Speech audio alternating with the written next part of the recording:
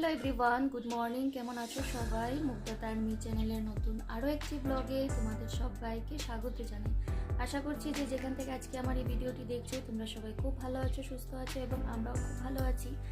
আমি তো ভালোই আছি, কিন্তু জানো তো মামামের শরীরটা সেভাবে একটা ভালো নেই। কাল থেকে কিন্তু ওর খুব জ্বর। বলতে পারবো না যে হঠাৎ করে কিভাবে জ্বরটা চলে এসেছে। জানতাম যে এখানে শিলংয়ে এসেছি যেহেতু প্রচণ্ড ঠান্ডা। হায়দ্রাবাদে কী হয়, ওখানে তো গরমে থাকে, খুব একটাও ঠান্ডা লাগে না, জ্বর সর্দি এসব হয়ই না। আর এখানে মানে শিলং আসলেই ওর তো যেহেতু এখানে প্রচণ্ড ঠান্ডা, একটু তো ঠান্ডা লাগবে, জ্বর সর্দি হবে সেটা আমি জানতামই।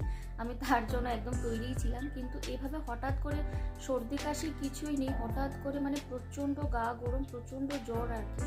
মানে কাল দুপুর থেকেই তারপর ওষুধ আনা হয়েছে, ওষুধ খাইয়েছি, কিন্তু রাতে একটু কম ছিল। সকাল থেকে দেখছি আবার শরীরটা আবার গরম, মাথাটা একদম খুবই গরম।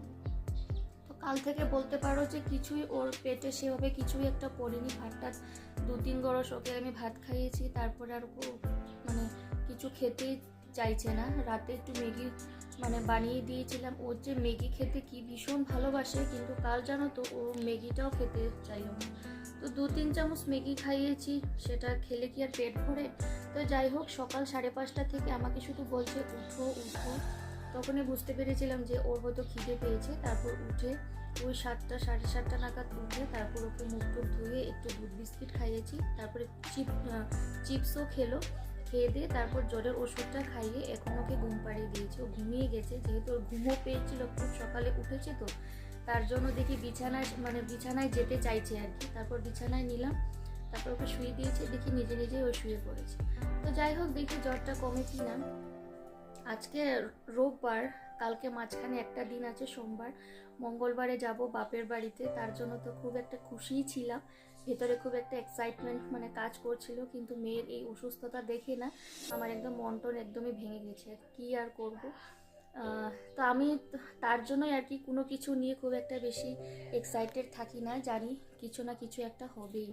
তো যাই হোক, আশা করছি যে জ্বরটা আজকের মধ্যে হয়তো কমতে মানে লাগে আর কি, কমাটা উচিত, দেখি কি হয়।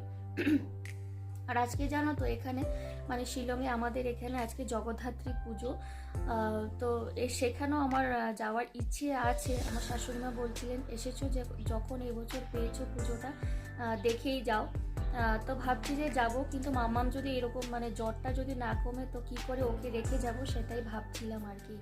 আর বাচ্চাদের দেখবে জ্বর টর হলে, শরীর একটু অসুস্থ হলে ওরা শুধু কিন্তু মাকেই চায়। আর এখানে না ওর ঠাম্মি বা কাকাই আছে, কারো কাছেই যেতে চাইছে না, মানে কাউকেই ও চিনতে পারছে না। তার আগে যখন এসেছিল বেশ ওদের মানে ওর ঠাম্মির সাথেই পুরোটা দিন থাকতো, ঘুরতো, খেত, কিন্তু মানে এই বছর যখন আসলো, এইবার যখন আসলো, একটু তো বড় হয়েছে, সবাইকে চিনতে শিখেছে, বুঝতে শিখেছে। আর ওখানে তো ও শুধু ওর মাকে পাপাকেই পায়, আর কাউকে তো দেখে না। আর এখানে এসে না ও কাউকেই চিনতে পারছে না, কাউকেই না। আজকে 1 সপ্তাহ 7-8 দিন হয়ে গেছে, কিন্তু এখনও মানে ও কাউকে চিনে উঠতে পারছে না, কারোর সঙ্গে থাকছে না, কারো কাছে মানে যেতে চাইছে না আর কি।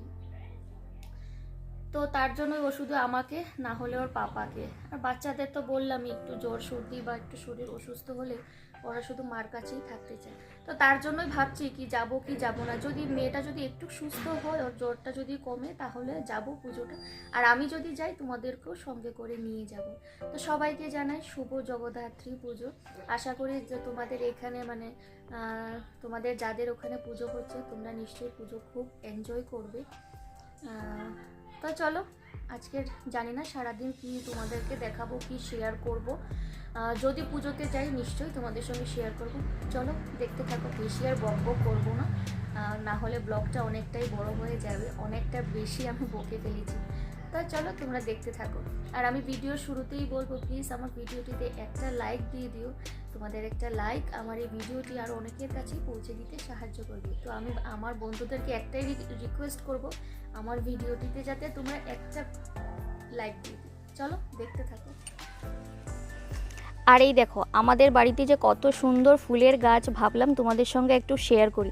আর সেই সকালের প্রথম সূর্যের রোদটা এই গাছের উপর এসে পড়লো, এত ভালো লাগছে দেখতে, ভাবলাম আমি একটু ক্যামেরা বন্দি করে নিই। যদিও এখন ঘড়ির কাঁটায় বাজে সকাল ওই 8টা থেকে 8:30, আর এখন যাব ঘরে মামামকে ঘুম থেকে উঠিয়ে ওকে একটু ব্রেকফাস্ট করিয়ে দেবো। জানো তো জ্বরের জন্য কাল রাত থেকে বললামই ও কিছু একটা সেভাবে খায়নি। আর আজকে যেহেতু রবিবার, আমাদের স্পেশাল ব্রেকফাস্ট হচ্ছে পুরি আর একটু কি বলবো ওই আলু আর একটা সয়াবিনের তরকারি, যেটা কিন্তু একদমই বাড়িতে বানানো নয়, সেটা দোকান থেকে কিনা।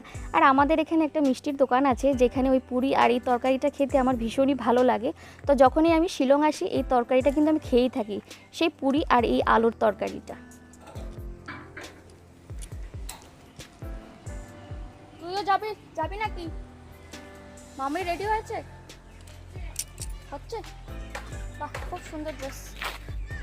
সোয়েটার পরবি না? ঠান্ডা লাগবে না? বাহ। আর এখন রেডি হয়ে গেছি আমি আর আমার শাশুড়ি মা, আমরা দুজনেই যাব। মামামকে ওর পাপার কাছে রেখে যাচ্ছি, ওকে দুপুরের ভাত টাত খাইয়ে ওর পাপার কাছে রেখে দিলাম। বললাম যদি ঘুম পায় ওকে ঘুম পাড়িয়ে দিও, বাড়িতে ওর পাপা আছে আর ওর কাকাই আছে। আর দেখো না, সবাই বলছিল যে জগদ্ধাত্রী মায়ের মুখটা খুব সুন্দর হয়েছে এবছর, আর মূর্তিটাও নাকি অনেকটা বড় হয়েছে, খুবই সুন্দর লাগছে দেখতে, মানে ডেকোরেশন খুবই সুন্দর হয়েছে।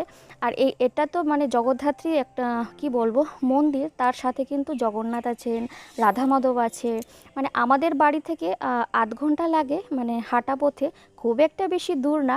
আর শিলংয়ের রাস্তা তো যেহেতু কি বলবো উঁচু নিচু, তার জন্য একটু সময় লাগে। তার জন্য আমার মনে হয় একটু 8 ঘন্টা সময় লাগে। যদি এটা সোজা পথ হতো তাহলে কিন্তু এত একটা সময় লাগতো না, যেটা আমার মনে হয়। তো যাই হোক, পুজো তো এখানে কমপ্লিট হয়ে গেছে, আর আমরা না খেতেও বসে পড়ে গেছি। আর আমার সেই পুজোর প্রসাদ বলো আর ভোগ বলো খেতে যে কী ভীষণ ভালো লাগে, আর আমার মতো আমার শাশুড়ি মাও, তার জন্য কিন্তু আমরা দুজনেই আসলাম। আর এখন বসে আছি, যেহেতু এখন নবমীর ভোগ লাগবে, তার জন্য এখন কাউকে প্রসাদ বিতরণ ওনারা করছেন না। বললেন যে মায়ের ভোগটা আমরা লাগিয়ে দিই, তারপরে প্রসাদ বিতরণ করবেন। তো যাই হোক, এখন আমরা প্রসাদ খেয়ে কিন্তু বাড়িতে চলে এসেছি। মাঝখানে অনেকটা সময় কেটে গেছে। আর যেহেতু মাম্মাম একটু সুস্থ আছে, ওর শরীরে মানে এখন একটা জ্বর নেই, ভাবলাম একটু ঘুরে আসি। আর আমরা যাচ্ছি আমাদের এক বন্ধুর বাড়িতে, আমি, আমার হাজব্যান্ড, মাম্মাম আর আমার শাশুড়ি মা, আমরা 3 জনেই যাব। ভাবলাম যে একটু ঘুরে আসি। আর এখানে দেখো, এটা হচ্ছে আমাদের বাড়ির কাছেই একজনের আজকে জন্মদিন ছিল, সেই জন্মদিনে আমরা গিয়েছিলাম। তো ওনারা কি বলবো, জন্মদিনের কেক, পায়েস, মিষ্টি আমাদেরকে নেমন্তন্ন করেছিলেন। আমরা যেতে পারলাম না, যেহেতু বন্ধুর বাড়িতে গিয়েছিলাম, তো আমাদের জন্য পাঠিয়ে দিয়েছেন। তো চলো আজকের মতো ভিডিওটা আমি এখানেই শেষ করছি, আবার আসবো নতুন কোনো ভিডিওর সঙ্গে, ততক্ষণের জন্য টাটা, বাই।